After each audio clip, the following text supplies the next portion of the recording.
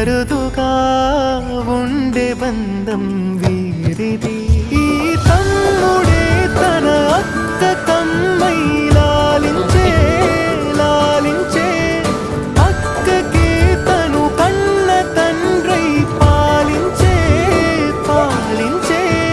కాలమాగి చూసిన అనుబంధమే ఇదిలే, వయసు మీరిన పాసమే ఒక కావ్యమై